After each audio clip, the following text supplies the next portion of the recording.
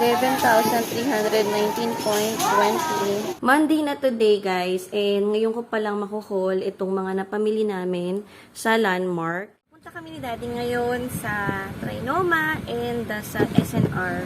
Mamimili rin kami ng grocery, konting grocery or kung ano pamimili namin. At saka yung kailangan ko sa kitchen. So, I don't know kung masasama ko kayo makaikot. Let's see. Or makuhaul ko na lang yung mga napamili namin after. Ito na yung mga napa-grocery namin. Kasi nga, pa-quarantine na naman. Kaya nag-prepare na rin kami. Baka mahirapan mag-grocery si Daddy kapag hindi ako makakasama sa kanya.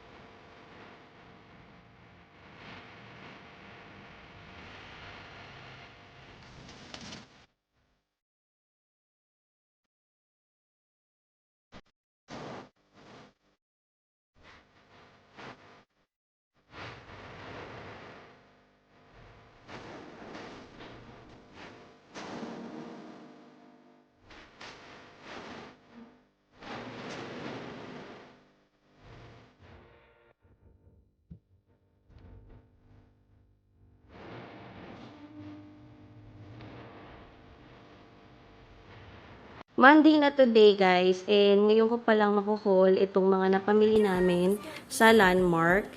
And hindi pa naman talaga time namin mag-grocery. By next week pa. Kaso nga mag-ECQ. Kaya nag-prepare na kami at namili kami sa Landmark. And supposedly, mamimili rin kami sa SNR. Kaso naubusan na kami ng time. So today, i-haul na natin yung mga napamili namin sa Landmark. And as requested, syempre sabihin ko rin sa inyo yung price ng bawat item. So, start tayo dito sa mga frozen. Yung una is yung maple na flavored na bacon. Dalawa yung kinuha ko nito, 400 grams. This one is 299. And, kumuha ko ng isang chicken drumettes, 1 kg to for 395. Next one is nung CDO na classic na sweet ham. This one is 183, 500 grams. Nagustuhan ng mga bata yung hash brown last time and nag-request na bumili ako. Per this one, iba naman yung brand niya. Ito yung golden hash brown. 10 na din siya sa isang pack. Last time Parkling yung binili ko eh. Ito naman 165, 10 pieces na sa isang pack, dalawa yung kinuha ko. And nag-add lang ako ng dalawang prata kasi may mga stocks pa rin naman kami nito. So this one is 111.50, 325 ang net weight niya. And kumuha rin ako ng tatlong Mexican na tortillas. 6 pieces ang laman nito, 390 grams ang weight, 115.50. Tatlo yung kinuha ko, pero dalawa na lang. Nagamit na namin yung isa. And kumuha ko ng dalawang giant hotdog kasi meron pa kami ng classic one. This one is 191 kg. And itong Bambi na thin crust na pizza. Wala kasi ng thick crust eh. So na lang kinuha namin. Kumuha kami ng 4 nito. This one is 54 pesos. 2 pieces na yung laman niya sa isang pack.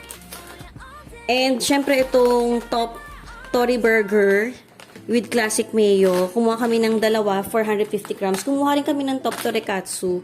Kaso, nailuto na namin kahapon. So, bali apat to, 219 pesos siya. Normally, yung Farm Boy yung binibili namin na rice. Kaso, parang gusto namin magpalit. Kasi lately, nagkakaroon siya ng mga bug.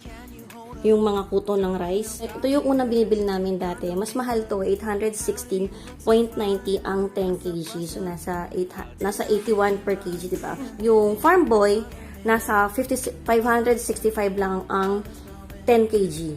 So, kaso naman, yun nga, nagkakaroon siya ng mga bugs. So, balik kami muna dito sa Harvesters na Thai Jasmine. Kumuha lang kami ng isang bag niyan. And next is yung lomi. Kumuha ko ng 6 na lomi, 15.50 ang isa nito. And namis na ng mga bata yung curly spaghetti. And nakakita kami nito dun sa Landmark. So, we got 6 curly spaghetti, 16.90 naman ang isa niyan. And next is yung beef na flavored na instant mommy noodles. 46.50 naman to, 6 pieces na sa isang pouch. Pasensya na guys sa ingay sa background ha, kasi umaga po ngayon at may trabaho po sa Steelworks. Today is Monday. So next one is yung crab and corn. 36.65 to, 6 yung kinuha ko nito. And kumuha rin ako nitong mini na marshmallows na white. 64.50 siya. 250 grams. Normally, ginagamit ko ng mga bata para sa Swiss Miss nila or sa mga hot cocoa nila. Pero ito, bumili ako para sa pambibake ko. Gusto kasing gumawa ulit ng s'mores cheesecake. Sa pasta naman, ito lang yung kinuha ko, yung spaghetti na 1 kg, 88 pesos to. Kasi marami pa akong stocks ng ibang pasta. Hindi pa kami nakakapag-luto ng mga pasta for the whole month. And next is yung quick melt na Magnolia. This one is 350, 900 grams siya. Dalawa yung kinuha ko. Kasi nakita nyo, kumuha ko ng pizza crust at saka ng tortillas. So, kakailanganin namin ng maraming cheese para doon. May mga stocks pa naman kami itong tulip na pork luncheon meat. But, nag-add na rin kami. So, kumuha lang ako ng 4. 340 grams to 4. 87.15 ang isa. And next is itong Belo na intense white na deodorant, 40 ml. This one is 109.75. Sa mga pasta sauce naman tayo, so kumuha ko ng Clara Olay na cheesy pesto. 4 lang yung kinuha ko. 124.80 ang isa nito. And tatry din namin to ulit yung Clara Olay na carbonara pasta sauce. This one is 30.75. Dalawa lang yung kinuha ko nito. And last sa pasta sauce is itong sweet with parmesan cheese na spaghetti sauce ng Fiesta. Kumuha ako ng 4 nito, 900 grams siya. Ito yung party size. 73.80 naman ang isa nito. This one is yung Maya na original na hot cake mix. Ito yung 500 grams. This one is 54.60 and 4 naman yung kinuha ko nito. And we're running low na sa aming stocks ng Quaker Oats. This one is 9.75. And 12 ang laman nito, pero hindi pala 12 yung nakuha ko, bawas pala siya. So 9 lang pala yung laman nito, pero binibilang naman nila, per piece pa rin nila charge. So, and next one, itong Twinings na lemon and ginger na tea. 25 pieces ang laman nito. This one is 283. And kumuha rin ako nitong Choco Marlow, 6 pieces ng laman sa isang box, 31.60 siya. 3 yung kinuha ko nito. Next naman is yung Alaska na powdered milk. Kumuha ko ng 12 pieces ito, 7.65 ang isa niya. Ginagamit to ng mga bata para sa champurado nila. Ayaw nila nung liquid na milk for champurado. Gusto nila itong powdered milk. Plus, nilalagyan pa nila ng chocolate.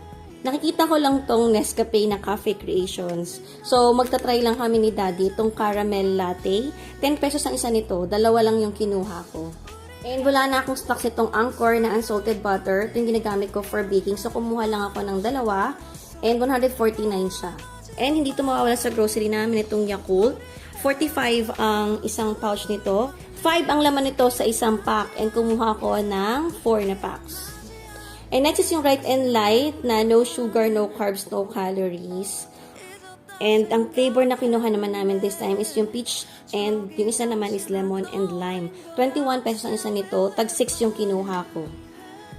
May stock pa kami ng milk. Pero nag-add na lang kami. Kasi nga mag-ECQ na naman po tayo. So, nag-add kami ng 4 na milk lang nitong Bear Brand. This one is 79.90. And kumuha lang kami na itong isang almond breeze na unsweetened na barista.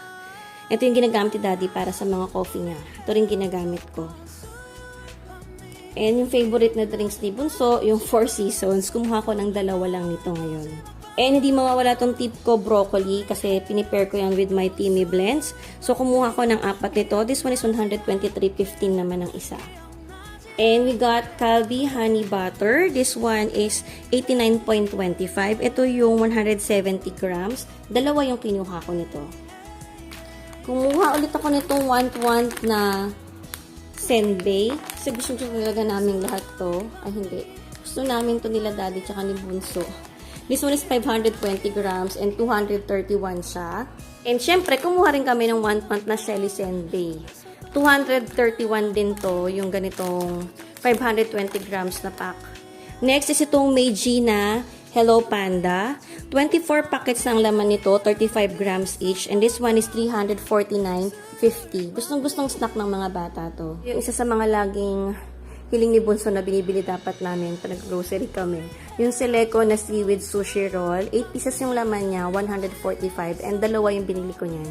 But not the least, itong Julie's na wafers, peanut butter, 150 grams yung ganitong pack and resealable na siya. This one's 83.75, dalawa yung kinuha ko nito. So that's it guys for our Landmark Supermarket grocery haul. And next one naman na yung abangan nyo is yung SNR naman na grocery haul namin. Hopefully, maihabol bago mag-ECQ pa.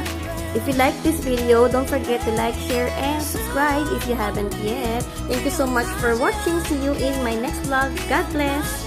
Bye!